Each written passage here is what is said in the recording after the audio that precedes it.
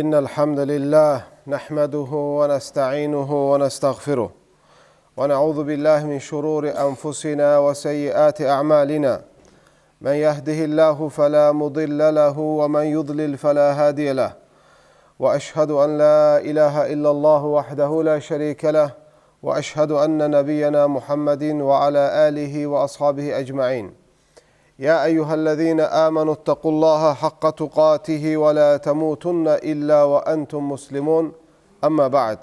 Əziz və möhtərəm qardaşlar, özümə və sizə uca olan Allahdan ona yaraşar şəkildə qorxmağı tövsiyə edirəm. Ramazanın artıq son 10 gününə daxil olmuşuq. İlin içində ən xeyirli ayın, ən xeyirli son 10 günündəyik. Bu 10 günün, Ramazanın son 10 gününün xüsusiyyətləri var. Hansı ki, bu xütbədə qısa olaraq o xüsusiyyətlərlə tanış olacaq Allah Azze və Cəllənin izni ilə. Ramazanın 10 gününün ilk xüsusiyyəti, bu Ramazanın 10 günündə, əziz qardaşlar, Qədir gecəsi vardır. O Qədir gecəsi ki, Allah qatında 1000 aydan daha xeyirlidir. Allah Teala Quran-ı Kərimdə buyurur, Leylətul qadri xayrun min əlfi şəhr. Qədir gecəsi var, o 1000 aydan daha xeyirlidir. 1000 ay, əziz qardaşlar, təxminən 83 il 4 aya bərabərdir. Elm əhli buyurur ki, kim Qədir gecəsi hər hansı bir salih əməli eləyərsə, onun etdiyi əməl 1000 aya, 1000 ay qədər etməyə əvəzdir. Yəni, kim Qədir gecəsi 2 rəkət sünnət qılarsa, 2 rəkət nafilə namaz qılarsa, 83 il 4 ay boyunca nafilə namazı qılmış kimi hesab olunar. Kim həmin gecə 1 lari sədəqə verərsə, 83 il 4 ay boyunca hər gün o miqdarda Allah yolunda sədəqə vermiş hesab olunar. Və buna müqayisə eləyin, etdiyiniz dualar, oxuduğunuz Quran-ı Kərim, etdiyiniz istiğfarlar və müxtəlif Allah Azze və Cəllənin razılığını qazandıran əməllər. Ona görə bu xüsusiyyət, bu özəllik ilin başqa günlərinə, ayın başqa günlərinə verilməmişdir. Ona görə Ramazanın axırıncı 10 günü gəldikdə bu Qədir gecəsinə təsadüf və yaxud da Qədir gecəsinə çatmaq üçün müsəlman axırıncı 10 gündə ən azından tək gecələrini ibadətlə diriltməyə çalışmalıdır. Rasulullah sallallahu aleyhi və səlləm ilk öncə Ramazanın 10 günündə Qədir gecəsini axtararmış. Bir müddət sonra ilk 10 orta günündə, daha sonra isə Peyğəmbər sallallahu aleyhi və səlləmə bildirilmişdir ki, Qədir gecəsi Ramazanın nə əvvəl 10 günündə deyil, nə orta 10 günündə deyil və Ramazanın son 10 günündədir. Ondan sonra gəlir ki, Ayşə radiyallahu anhədən Peyğəmbər sallallahu aleyhi və səlləm vəfat eləyənə kimi Qədir gecəsini Ramazanın son 10 günündə axtarmışdır. İkinci özəlliklərdən, əziz qardaşlar, Rasulullah sallallahu aleyhi və səlləm Ramazanın son 10 günü gəldikdə heç bir zaman, heç bir vaxtda, heç bir ayda etmədiyi qədər ibadət eləyərdi Ramazanın son 10 günündə. Xüsusi ilə Ramazanın 10 gününə özən göstərərdi. Bunun dəlillərindən Ayşə radiyallahu anhə buyurur ki, Ramazanın axırıncı 10 günü daxil olduqda Peyğəmbər sallallahu aleyhi və səlləm ailəsindən və dünyadan tamamı şəkildə uzaqlaşardı.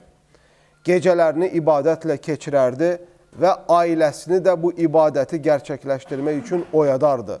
Yəni, axırıncı 10 gündə Peyğəmbər sallallahu aleyhi və səlləm etdiyi əməllərdən 3-ü Ayşə radiyallahu anhənin hədisində varid olmuşdur. Birincisi, dünyadan uzaqlaşardı. Hər hansı bir dünyavi həzlə, ləzzətlə məşğul olmazdı. İkincisi, gecələri səhərə kimi oyaq və ibadətdə keçirərdi Peyğəmbər sallallahu aleyhi və səlləm. Üçüncüsü, həmən ibadətə, həmən savaba ailəsini də ortaq eləyərdi. Yəni, ailəsini də həmçinin durğuzardı, oyadardı, ailəsi də həmçinin həmin ibadətlərdən payını alardı. Üçüncü özəllik, qardaşlar, Ramazanın axırıncı 10 günündə etikafa girmək sünnədir. Hətta bəzi elm əhli tərk olunması bəyənilməyən sünnədir demişdir. Bəzi elm əhli isə müstəhəb deyə ifadə eləmişdir. Təxmini mənaları eynidir. Çünki Peyğəmbər sallallahu aleyhi və səlləm Ayşə radiyallahu anhədən gələn hədisdə Peyğəmbər sallallahu aleyhi və səlləm ölənə kimi, vəfat eləyənə kimi Ramazanın son 10 gününün etikafını keçirmişdir. Hətta Peyğəmbər sallallahu aleyhi və səlləmin vəfatından sonra da Peyğəmbər sallallahu aleyhi və səlləmin həyat yoldaşları bu sünnəni hamısı tətbiq eləmişdilər. Etikaf, qardaşlar, məsciddə ibadət məqsədi ilə insan özünü məscidə həbs eləməsidir. Yəni, bir insan sadəcə və sadəcə ibadət məqsədi ilə, bu niyyətlə məscidə daxil olub, səbəbsiz yerə məsciddən kənara çıxmamasıdır. Ona görə etikafa girən qardaşlar, əgər etikafa girdikdən sonra telefonla oynamaq, telefonla məşğul olmaq, birjalar qurub söhbət eləyərlərsə, bunların etikafı pozulmuş hesab olunur. Çünki etikafda əsas qaydalardan biri odur ki, səni heç bir şey alıqoymamalıdır etikafda olan məqsədi yerinə yetirməkdən. Telefonla məşğul olmaq, ticarətlə məşğul olmaq, dedikodu ilə məşğul olmaq, boş-boş söhbətlərlə məşğul olmaq, bunların hamısı gerçək etikafın hədəflərinə müxalifdir. Ona görə biz həm bunu ümumi olaraq tövsiyə edirəm, həm sorumlu olan qardaşları da xatırladıram ki, etikafa girən adamlara bunu xatırladın. Çünki avara adamlar etikafa girəndə gerçək etikaf eləyənlərə də mane olurlar. Onları da meşəhdi eləyirlər. Ona görə bu insanlara gördük ki, belə bir maneçilik törədir. Ona görə bu insanlara tövsiyə eləmək lazımdır ki, ya düzgün etikaf elə, ya da çıx evinə get və etikaf eləyənlərə mane olma. Sonra qardaşlar, etikaf deyildikdə nəzərdə tutulan nədir? Nəzərdə tutulan etikaf sadəcə və sadəcə məsciddə olur. Ancaq və ancaq məsciddə olur. Rasulullah s.ə.v dönəmində etikaf eləmək istəyən qadınlar məscidin bir hissəsini parça ilə və yaxud da hər hansı bir manə ilə kəsərdilər. Kişiləri görməmək məqsədi ilə orada etikaflarını icra eləyərlərdi. Amma bir qadın desə ki, mən məscidə gedə bilmirəm, Ramazanın son 10 günündə mən evdə Qədir gecəsi keçirə bilərəmmi? Biz deyə bilərik ki, bəli, Qədir gecəsi keçirə bilərsən, Qədir gecəsində olunan savabı əldə etmək üçün çalışa bilərsən, sünnə namazlar qıla bilərsən, dua eləyə bilərsən, Quran oxuya bilərsən və s. kimi. Amma etikaf məsələsi, ibadət məqsədi ilə insan özünü məscidə həbs eləməsi, bu yalnız və yalnız gündə 5 vaxt namaz qılınan, əzən verilən, cümələri qılınan məscidlərdə olmalıdır.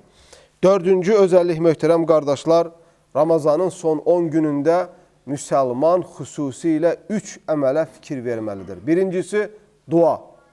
Çalışmaq lazımdır ki, son 10 günündə ən çox ehtiyacımız olan şeyləri aləmlərin Rəbbi olan Allahdan istəyək.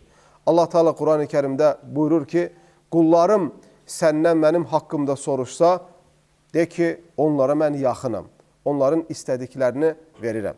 Onların istədiklərini verirəm. Peyğəmbər s.ə.v səhih hədisdə buyurur, dua ibadətin ta özüdür. İkincisi, əziz qardaşlar, Allah Azze və Cəllədən bağışlanmaq istəməyi unutmayın, istiğfar etməyi unutmayın.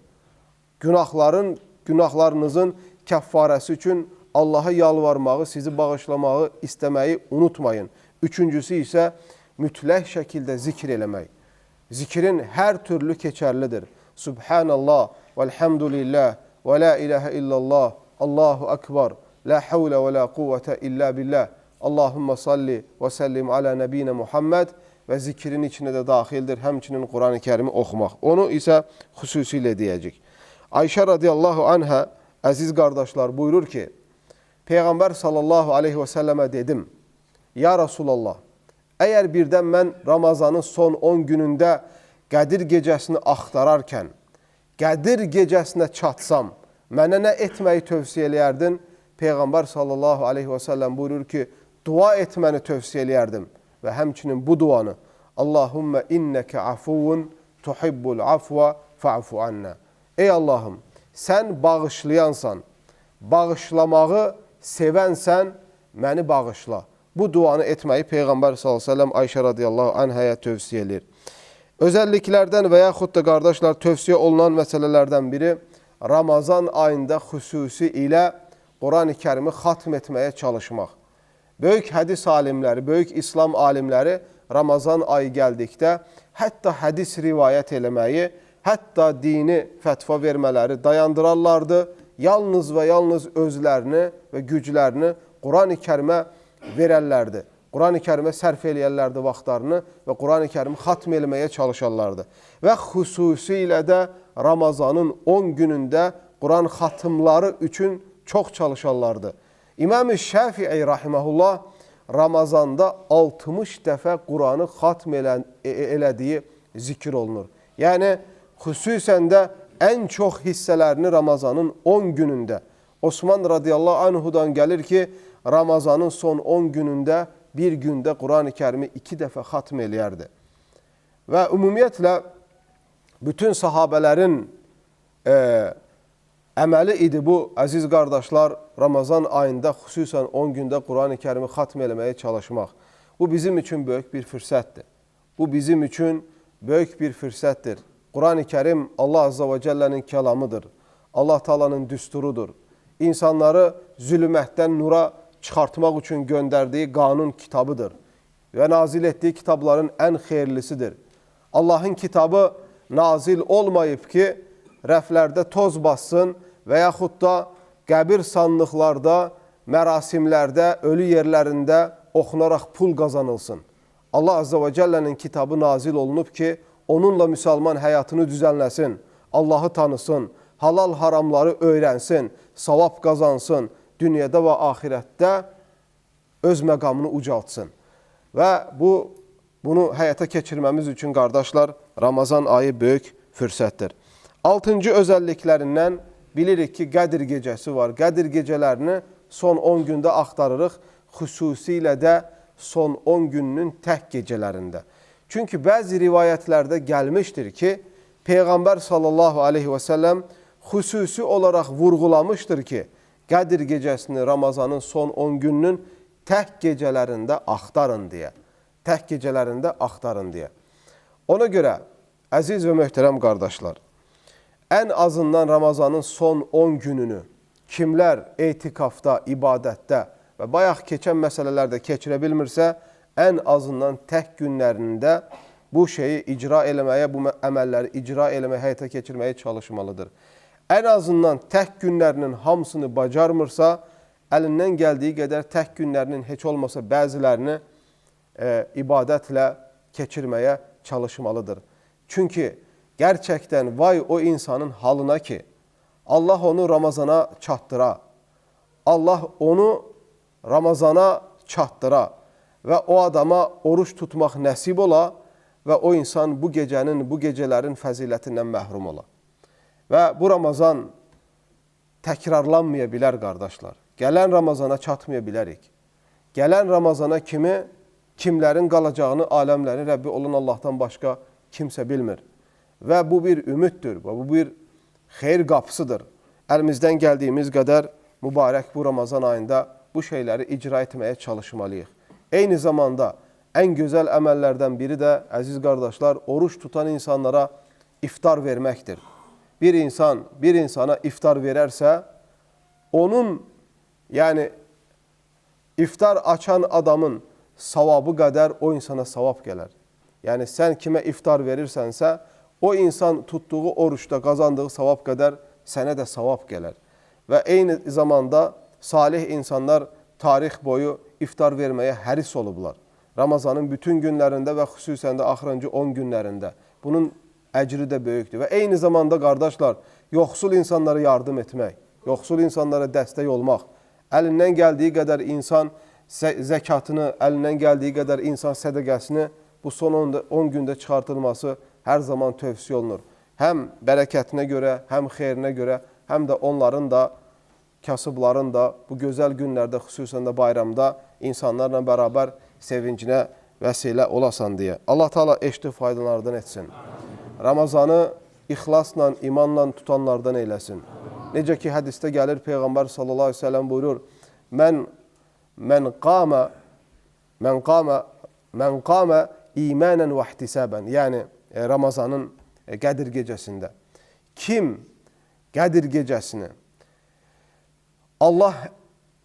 Allah əmr elib deyə və yaxud da Allahın dinində bu var deyə Qədir gecəsinə qalxarsa və onun savabını Allah Taala'dan umarsa, Allah Taala onun etdiyi günahları, keçmiş günahlarını bağışlayar deyə Buxaridə, Müslimdə hədis var. Allah Taala'dan diləyirəm ki, həmin gecəni görənlərdən, həmin gecəyə çatanlardan eləsin bizləri və ibadətlərdə hamımızı, cümləmizi muvaffaq eləsin. Allah Azza və Cəllə mömin olaraq yaşatsın, mömin olaraq huzuruna köçməyi nəsib eləsin. Və Rasulullah sallallahu aleyhi və səlləmin ətrafında həşr olunanlardan eyləsin. Sahib olduğu tövhid bayrağının altında cəm olmağı nəsib eyləsin.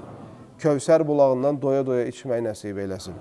Allah Taala cəmaatımızı, millətimizi bütün xətədan, bəladan, fitnələrdən hifz eyləsin. Allah Taala valideynlərimizi hidayət eləsin, onları dində sabit eyləsin. Allah Taala övladlarımızı İslama xidmət edən övladlardan eyləsin.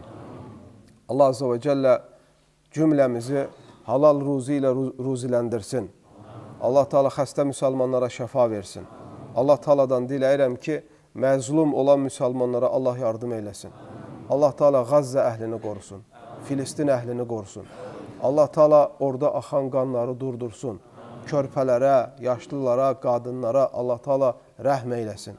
Yer üzündə harda varsa Allah Taala masum axan bütün qanları durdursun və zalimlərə Allah Taala lənət eləsin. Allah Taala zalimlərin bayrağını yerə salsın, toplumlarını darmadağın eyləsin. Əziz qardaşlar, onu da xatırladım ki, bir-biriniz üçün dua etməyi unutmayın. Müsəlmanlar üçün dua etməyi unutmayın. Və özünüzə istədiyiniz şeyləri başqa müsəlman qardaşlarınıza istəməyi unutmayın. Ən çox insanın istədiyinə nail olmağının səbəblərindən biri onu başqalarına istəməsidir. Allah bizləri bunu edənlərdən eləsin. Və aqulu ma təsma'un və əstəğfirullahil azimə li və ləkum və lisa'il muslimin min kulli zənb fəstəğfiruhu innehu huvəl ğafurur rahim.